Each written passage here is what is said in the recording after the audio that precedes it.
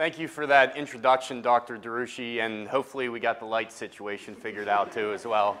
But I'm excited to be here today to talk to all of you about reducing the ABC4 of early nursery diets in an effort to improve nutrient utilization and health status of our young pigs. So to start off and give a little bit of background on what's happening in the gastrointestinal tract of that pig around the time of weaning. When that pig is on the sow, the main source of stomach acidity comes from bacterial fermentation of lactose to lactic acid. But when that pig is weaned and transitions to a dry cereal-based diet, the amount of lactic acid in the stomach is reduced, and ultimately that pig's feed intake, even though that diet may contain lactose, that pig's feed intake is very low, so therefore the lactose is not getting into the stomach of the pig. In addition, hydrochloric acid production is limited until that gastrointestinal tract fully develops. This can lead to an elevated stomach pH that's associated with impaired protein digestion and can allow pathogenic organisms to compromise the digestive tract. Poor acidification of the stomach can be attributed to the high acid binding of feed ingredients that may be present in early nursery diets. The concept of acid binding capacity involves incorporating low acid binding ingredients in order to maintain an acidic environment in the stomach of that young pig. Specifically, acid binding capacity at a pH of 4 or ABC4 is the amount of hydrochloric acid required to achieve a stable pH of 4 for 1 kilogram of ingredient or diet. When measuring ABC4, we take half a gram sample and suspend that in 50 milliliters of distilled deionized water. Titrations are then performed by adding 0.1 normal hydrochloric acid in increments of 0.1 to 5 milliliters depending on the ingredient and stage of titration. Once a stable pH of 4 is reached, ABC4 is calculated to obtain the value for that particular ingredient or diet. So there's various ingredients that can affect the ABC4 value of the complete diet, such as the cereal grain that gets utilized, vitamins and minerals in that diet, lactose sources, potential acidifier inclusion. But one thing that we found that can affect the ABC4 value of the diet is the specialty protein source, and specifically when that is utilized as a partial replacement to soybean meal. So on this chart, you can see soybean meal indicated in the blue bar here, analyzed at 615 milliequivalents per kilogram. We analyzed 7 different specialty soy protein concentrates, and you can see that depending on the specialty soy source that is utilized, that can affect the ABC4 value of the diet because of its wide range in values. Therefore, it can either raise the ABC4 value of the diet or lower the value.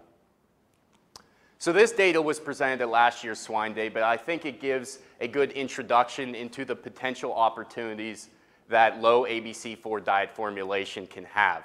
So this study was a 2x2 factorial where we had diets that were either formulated to a low ABC4 level or a high ABC4 level in diets with or without pharmacological levels of zinc from zinc oxide. This slide shows growth performance with average daily gain on the left and feed efficiency on the right. And for both instances, there is a significant ABC4 by zinc oxide interaction that when zinc oxide was in the diet, there was really no difference between low and high ABC4 diets. But when zinc oxide was taken out of the diets, the low ABC4 diets had improved average daily gain and improved feed efficiency compared to the high ABC4 diets. What was also very exciting from this trial is we picked up a similar response with removals and mortality for the overall period of the study. That again, there is a significant ABC4 by zinc oxide interaction, that when zinc oxide was in the diet, there was really no difference between low and high ABC4 diets. But when zinc oxide was taken out, those pigs fed the low ABC4 diets had a lower occurrence of removals and mortality than the high ABC4 diets. So ultimately, the results of this study raised a few follow-up questions, such as what is the optimal ABC4 level of the diet, and as ABC4 increases, when does performance in those young nursery pigs start to diminish? And also when thinking about different ingredient strategies in order to change the ABC4 value, does the method to do so affect the response in those pigs as well? Which leads me into our first study, which was an ABC4 titration where we had 5 different ABC4 levels, all in diets without zinc oxide. The low ABC4 level was formulated to 150 and 200 milliequivalents per kilogram in phase 1 and 2 respectively. Approximately ABC4 was increased by about 50 milliequivalents per kilogram until we reached the high ABC4 diet at 365 and 390 milliequivalents per kilogram in phase 1 and 2. In addition, we also had a positive control that was the same formulation as the high ABC4 diet, but with the addition of pharmacological levels of zinc from zinc oxide.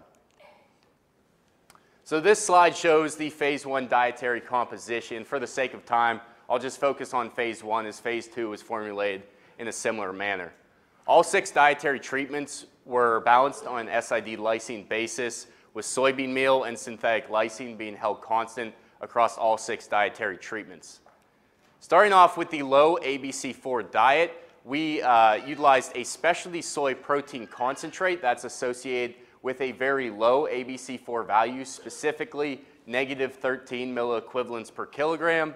And then we also utilized a combination of fumaric and formic acid, just under 1% of the diet. ABC4 was then increased by utilizing 2 different strategies. The first was replacing specialty soy protein concentrate with enzymatically treated soybean meal on an SID lysine basis. And the second was reducing the level of acidifiers until it was absent in that final ABC4 diet. And then in addition, we again had a positive control that was the same formulation as the high ABC4 diet, but with the addition of pharmacological levels of zinc from zinc oxide. So moving into the results of this study, this being growth performance during the experimental period, and the lighter red bars, when transitioning to the darker red bars, represents increasing levels of ABC4 or those diets, and then the blue bar represents the positive control that would have contained zinc oxide. So starting off with average daily gain on the left, there was a significant quadratic effect that those pigs fed the medium-low and medium ABC4 level had increased average daily gain compared to the low, medium, and medium-high ABC4 and high ABC4 level. However, when looking at feed efficiency, there was a significant linear response that as ABC4 level of the diet increased, this led to a linear worsening of feed efficiency. And then as expected, the addition of zinc oxide with a positive control was able to increase average daily gain compared to the high ABC4 diet without zinc oxide. We also analyzed fecal dry matter on day 10 and day 17 of this study, and we saw a pretty consistent response in both collection periods, that there was a linear response that as ABC4 level of the diet increased, this led to a linear reduction in fecal dry matter, ultimately indicating that these higher ABC4 levels, those pigs have greater diarrhea prevalence and also looser consistency of those feces. So takeaways from the first ABC4 study.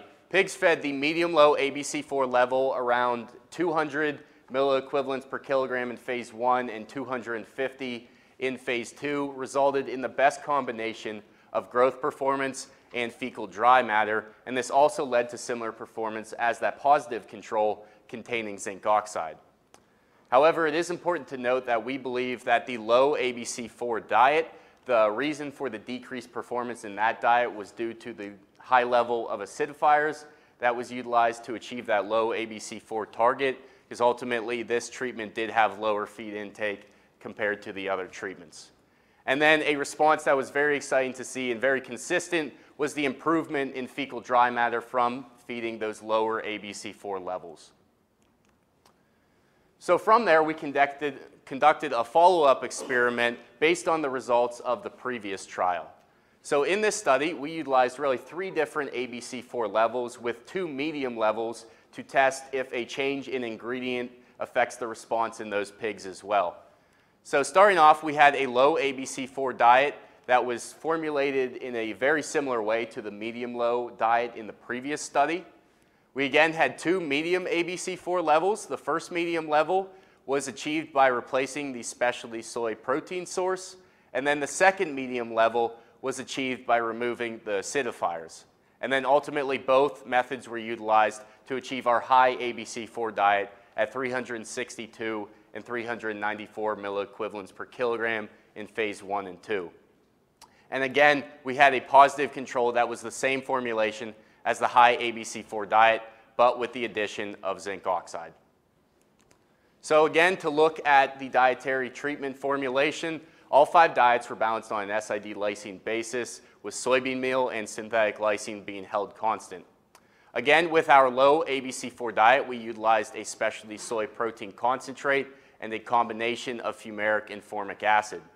The first medium ABC4 level was achieved by replacing the specialty soy protein concentrate with enzymatically treated soybean meal on an SID lysine basis, and then the second medium ABC4 level was achieved by removing those acidifiers, and then both strategies were utilized to achieve our high ABC4 diet. And then again, we also had a positive control that was the same formulation as the high ABC4 diet, but with the addition of zinc oxide. So moving into the results from this study, again looking at growth performance during the experimental period. With average daily gain on the left, there was a tendency for a linear response that as ABC4 level of the diet increased, those pigs tended to lead to a reduction in average daily gain.